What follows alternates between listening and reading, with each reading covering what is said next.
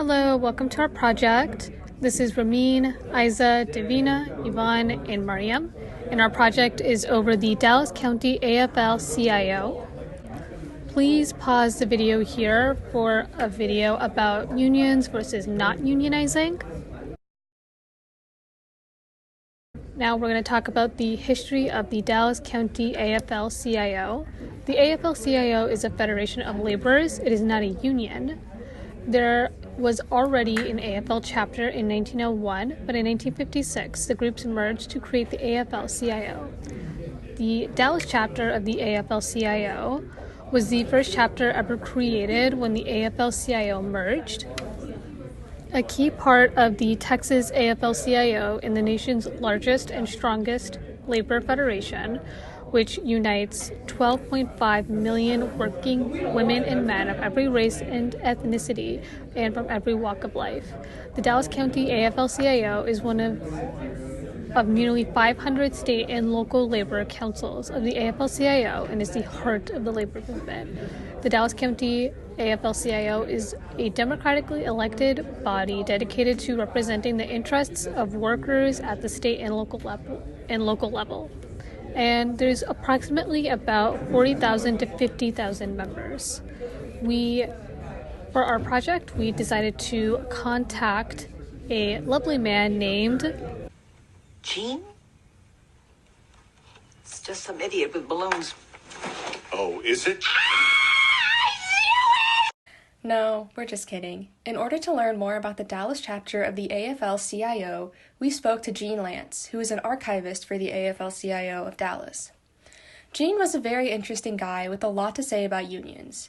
He is currently the communications director of the Dallas AFL chapter and the secretary of the Texas Alliance for Retired Americans. He has been an active union member in Dallas since 1978, and before that, he was active in Houston. He is currently the chairman of the United Auto Workers Union Local 848. In the 1970s, Gene was a member of the Socialist Workers' Party, and in the early 2000s, he joined the Communist Party USA. Also, just a side note, he was sued by Walmart over his labor initiatives.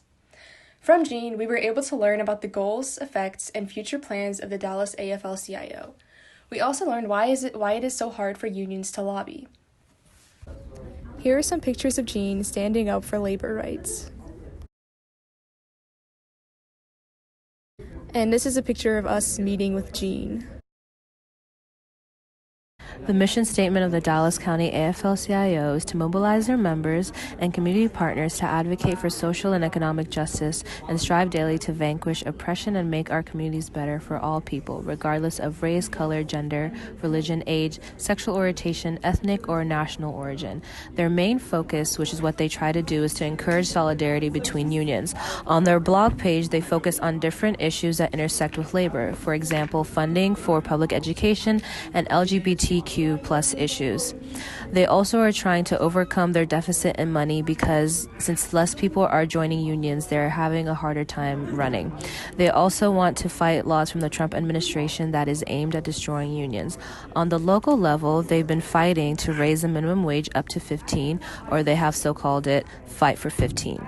They're also interested in election mobilization and have supported the candidate Lorraine Barabel, who is pro-union. And they are also trying to get out the vote initiatives. Some of the major successes of the Dallas chapter of the AFL-CIO has been winning paid sick leave for all workers and for construction workers to receive breaks during the day because they used to work the full day without getting a break in between, so now they are allowed a break.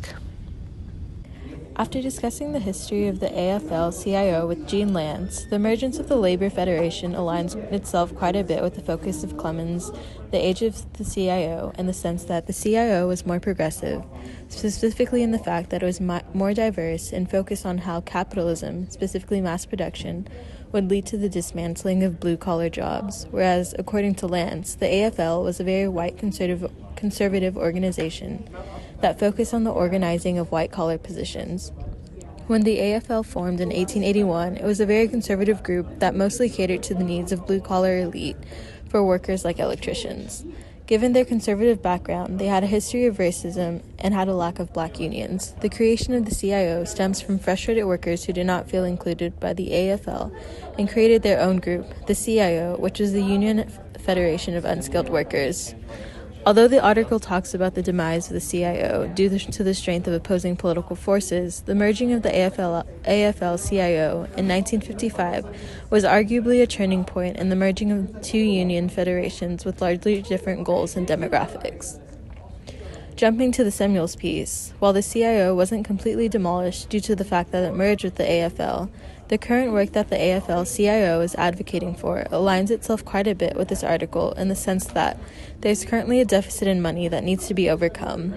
We could argue that this is due to the fact that employees are incentivized to free ride by not opting in to join unions and paying dues while simultaneously accumulating benefit unions, a large point that Samuels argues in his piece. This deficit in money also aligns itself a lot with AFL-CIO's desire to overcome the laws from the Trump administration aimed at destroying unions such as the Janus versus AFS-CME decision, which ruled that the public employees don't have to pay fees to unions to cover the cost of collective bargaining. This creates a deficit in money that Lance mentions, as the union dues that are being paid are divided among paying for rent and salaries. The fact that dues can't be used to offer support to a political candidate means that the AFL-CIO has to rely on raising money elsewhere to support people advocating for the goals of the Federation. Why is it hard for unions to lobby?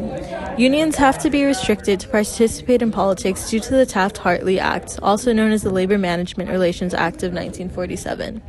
It prohibited unions to make political contributions from their dues and allowed employers to oppose unions in the workplace. It also gave more power to the National Labor Relations Board to injunct unions and employers who violated the law. Given the systemic attacks on the unions, it's hard to raise funds and to have the AFL-CIO participate in unions. Since union dues cannot be part of political contributions, they have to do separate fundraising for this goal. As for the future plans, currently the plans for the AFL-CIO is to try to raise enough money and support to make it through the 2020 elections. With that, they will want to support legislation that is in the best interest for unions. The local chapter tends to focus on local politics and issues. Hopefully, in the future, they'll keep fighting for better benefits and wages for workers. Pause here and click the second link in the description box to watch a video on the Trump administration and labor relations. This slide gives information regarding the interaction between the AFL-CIO and the Trump administration, which has opposed every effort to raise the minimum wage. Trump has repealed OSHA standards for workers. The administration's new rule will hide accident and injury reports to allow employers to continue unsafe practices. For every regulatory reform directive that has been slashed in 2018, it led to a soaring stock market alone with $5 trillion in new wealth for the wealthy. Pensions, retirement, and health care for many of the union retirees and workers have been stripped. The president of the American Federation of Labor and Congress of Industrial Organizations, AFL-CIO, Richard Trumka, states that the Trump administration has done more things to hurt workers than they have to help them. Overtime protection for workers is threatened, and the AFL-CIO is battling with the administration to re-implement the Obama overtime rule. The Trump trade war with China at this point is not supported by the AFL-CIO.